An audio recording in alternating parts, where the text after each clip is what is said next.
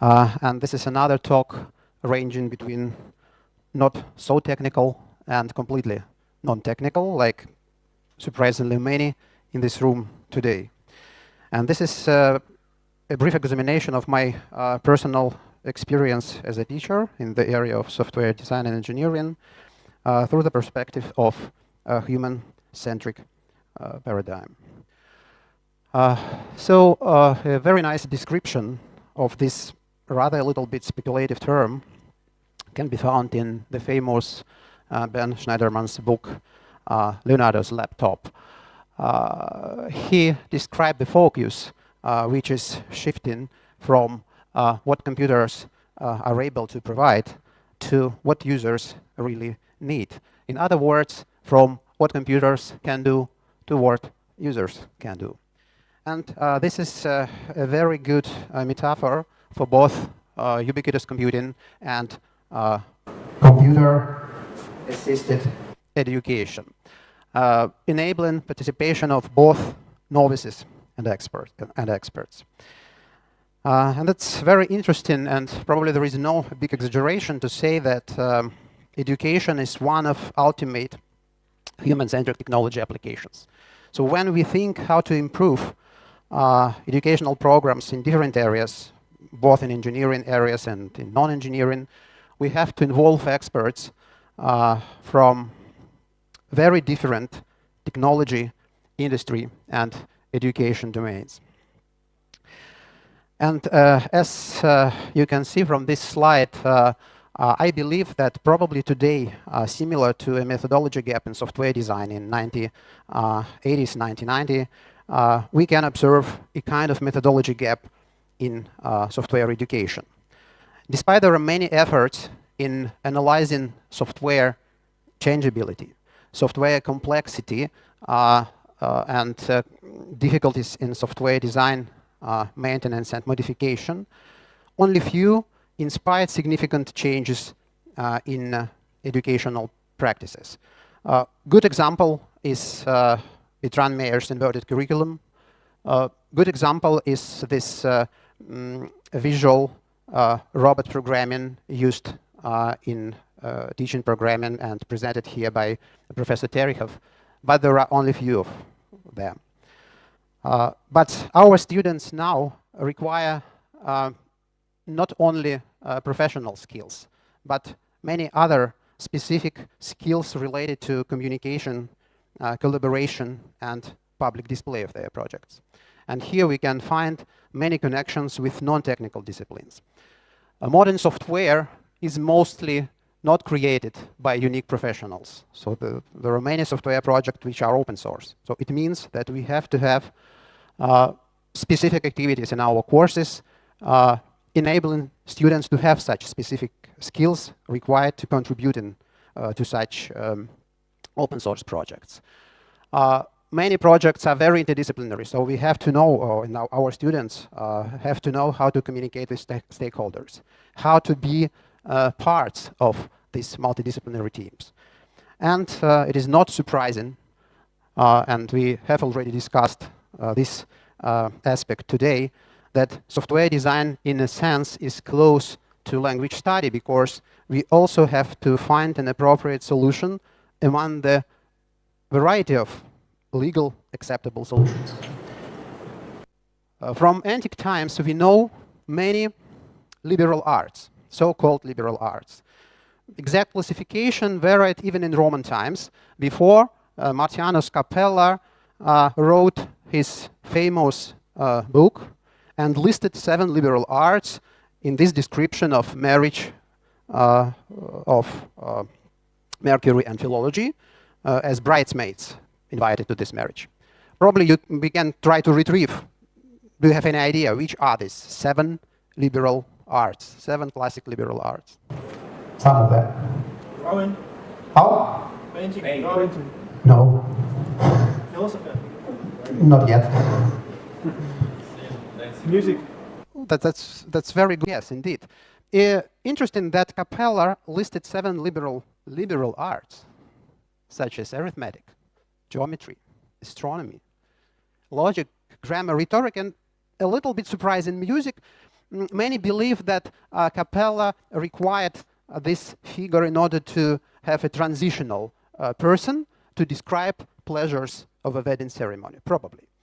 But anyway, we have such interesting set of disciplines, and it is really so that at least 3 of them have very strong connection to our current understanding of what computer science is.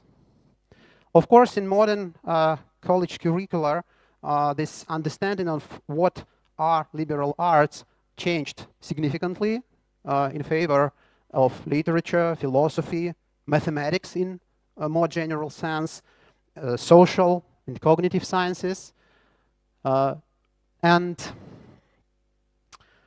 2 interesting scientists went even further. So Walker and Kilman argued that probably, since computer science draws upon perspectives from many disciplines and has a symbiotic relationship with the liberal art disciplines, it probably might be considered the ultimate of them. And yes, we understand that today computer science education is important not only for students studying in engineering and technical universities. Many write programs right now, probably even in this room. A primary goal of computer science education, probably as of every good education, is to develop students' abilities to think effectively. And it is no less important than developing specific skills. So we have to develop also so-called soft skills connected to communication, collaboration, working in a team, public display. So skills studied mostly in non-engineering disciplines. And as a result, we can have excellent experts. And excellent experts are paid not only to write programs or to deliver engineering solutions. They are paid to think, if we follow the pattern of David Goldsmith, who had a nice presentation in our conference a couple of years ago. In the paper that inspired this talk, we made an effort to summarize our experience in teaching undergraduate programming courses in the University of Aizu in Japan. But instead of describing the contents, we are trying to focus on a variety of activities we use in our course. Unfortunately, we are unable to avoid C language. Unfortunately, I'm not sure that it is the best language as a primary language to learn programming, but currently I'm unable to avoid. So I teach C.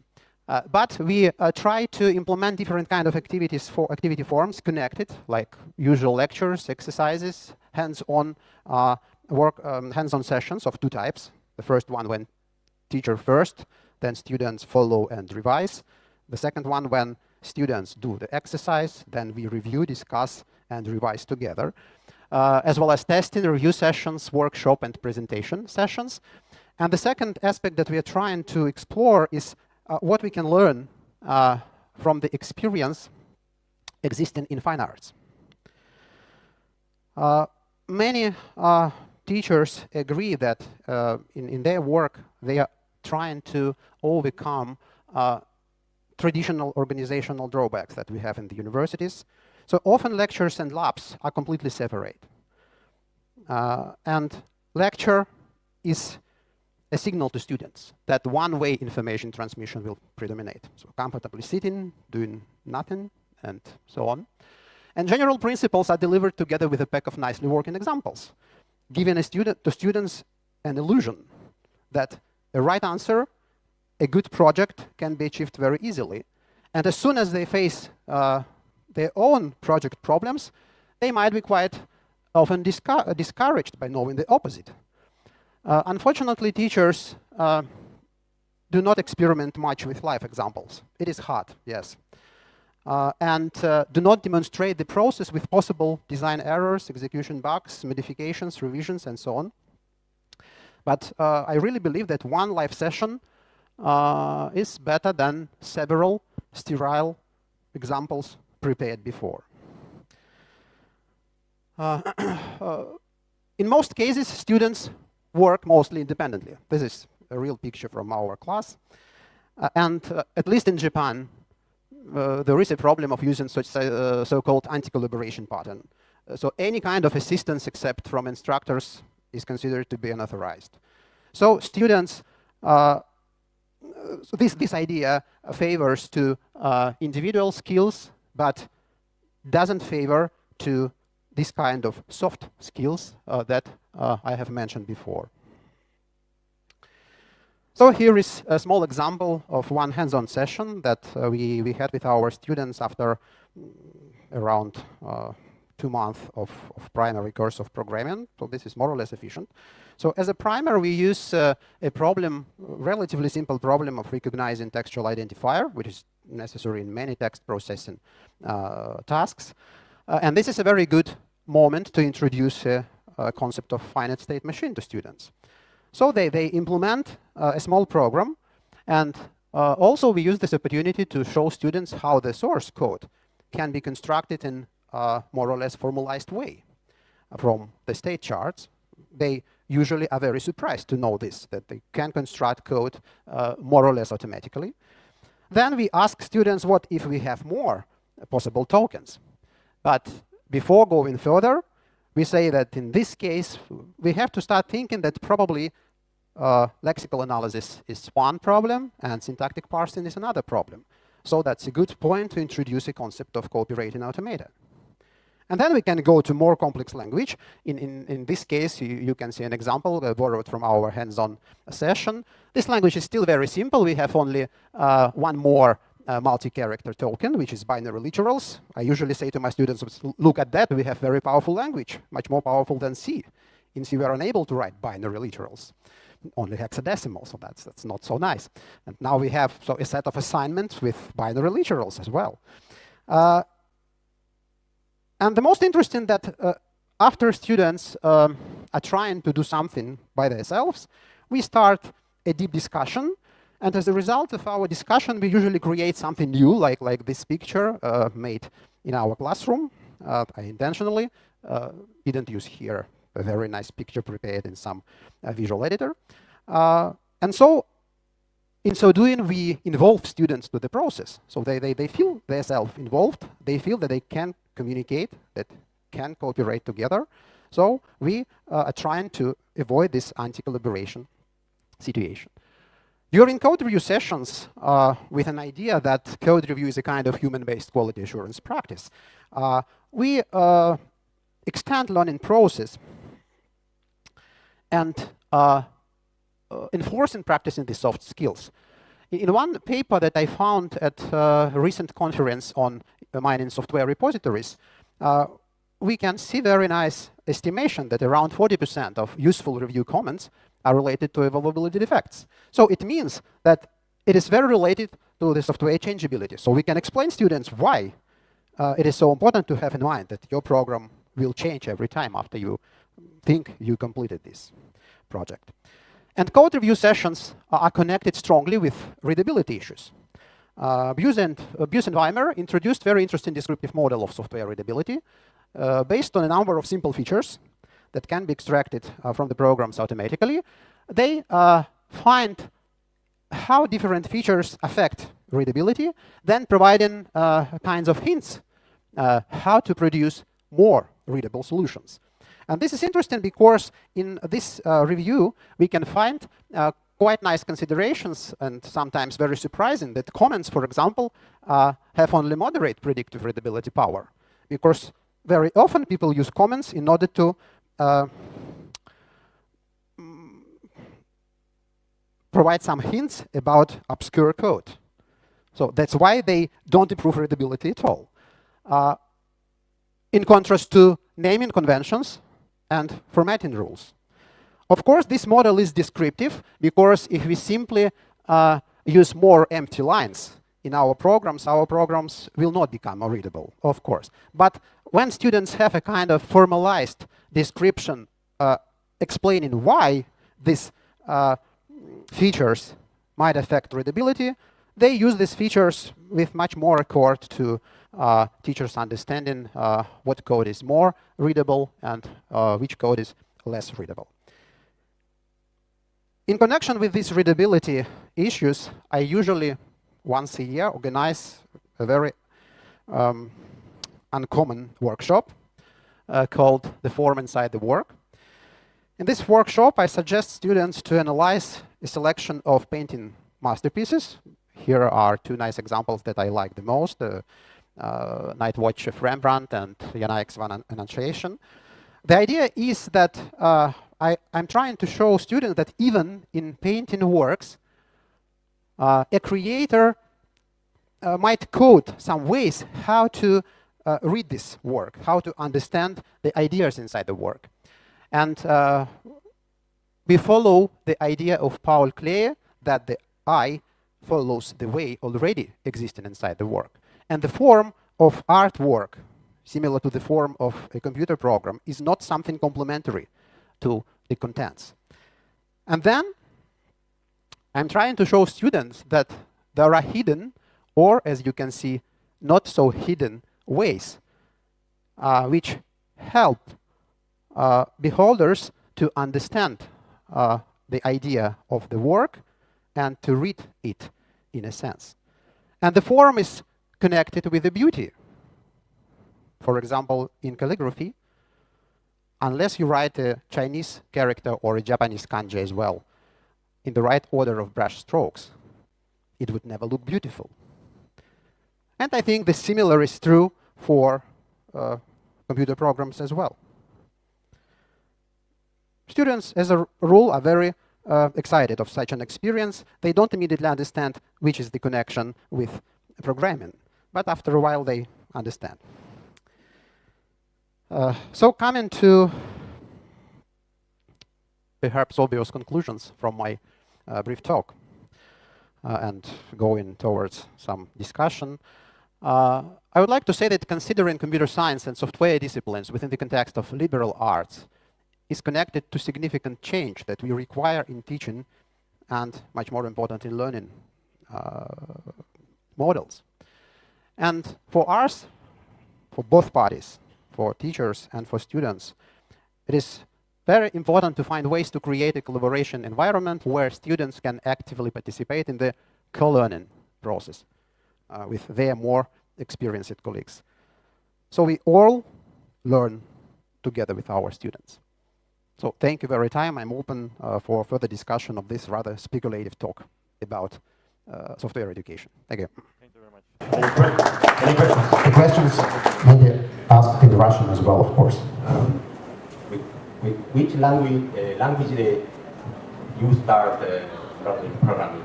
You told us that C. Unfortunately, right now in our university, we use C. That's not my choice. But I like very much an idea that is implemented right now at my alma mater University, which is Peter the Great Polytechnic University in St. Petersburg. In my department, where I worked during 25 years, they use right now Kotlin language. This is a kind of challenging thing, to use language which is not completely commercial right now, which implements many ideas inside, which is completely compatible with Java ecosystem. That's quite interesting. So that I think that's a very good idea. And I'm rather in favor of using not completely commercial languages during the education time. Unfortunately, right now we have to use C, but I'm trying to teach students not simply C programming during our courses. I think that's much more important. The main question was maybe liberal arts 4 centuries ago had a different meaning that the liberal art means today. So I guess, for instance, arithmetic or some other arts that were named at that moment, maybe now are more creative and more scientific. So maybe the issue is, at that moment, liberal art was that make people think, go ahead. effectively. Beyond religion, beyond alchemism. So I guess the most important aspect is to teach to think still. Yes. That is liberal art. I guess the semantic is in this sense that you told us. I have nothing to say in opposite, so I totally agree. Thank you for your consideration. Thank you. We have another question here. Thank you for your report. My name is Fyodor. I am a student and intern in Delhi MC. As a student, I want to ask you a question about think that very I have interested interested of this. In Russia, as you know, we have system. I know. We have education system with very tough and very not unchangeable academic plan. And because of this, sometimes students have to learn very irrelevant courses about all technologies, about all the specification and something else. And I want to ask what students must do to avoid this problem. I can answer probably as a psychologist. I'm not a psychologist, but in order to struggle with such problems, you probably should start to speak and to discuss these problems with your tutors. So that's the only recommendation. I think good teachers, as a rule, are not limited by the standards. In reality, by the standards existing. I hope I'm a good teacher. I hope so. In Japan, believe me, the educational regulation is even more strict than in Russia. Believe me. So That's why I couldn't avoid C right now. But I will try. Thank you. So answer is start doing something. Escalate. I like C. Anatoly Kushnerenko, Moscow, Russian Academy of Sciences. If I replace the two words software development by STEM education, what do you think? By what education? STEM, science, technology, engineering. Standards. Because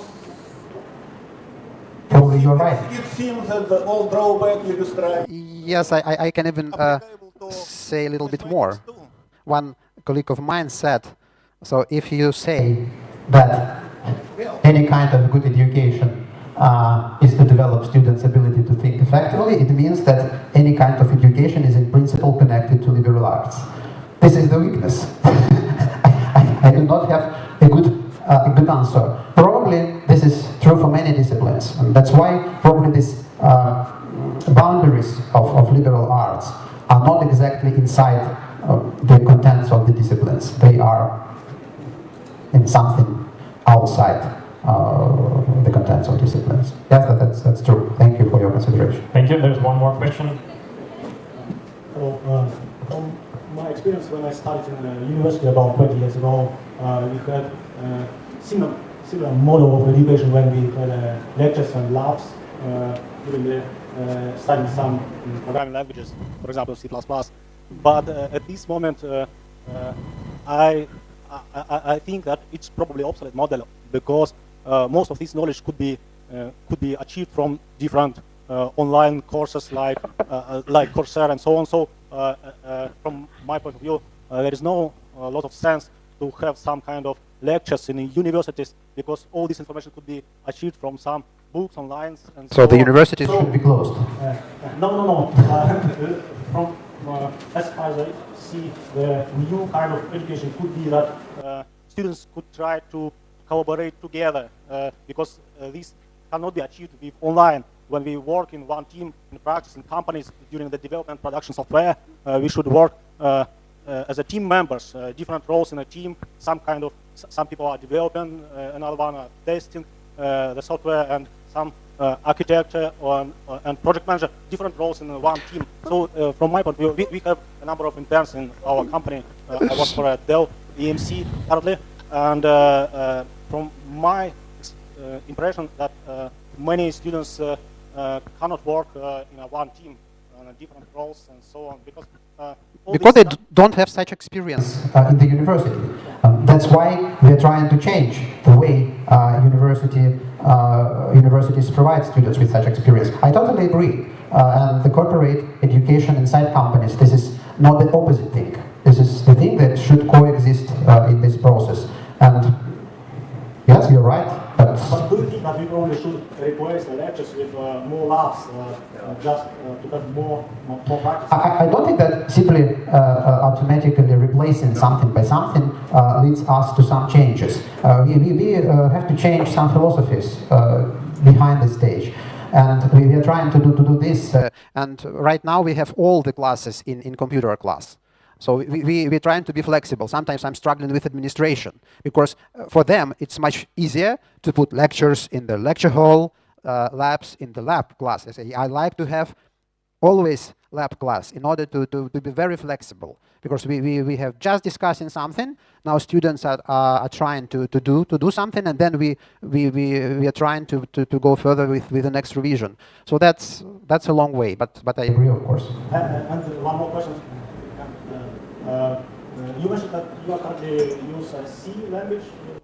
The university currently uses C language as A primary language. C++ or C? C. they use for undergraduate course. The first grade C language, C++ in the second grade. So I currently teach first grade Do you students. have some kind of functional languages, for example, Scala or?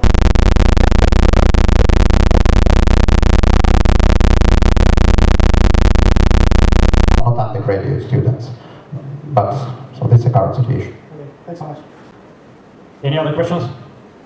Okay, so thank you again for this. Thank you very much. Thank you. talk. Definitely, it's important.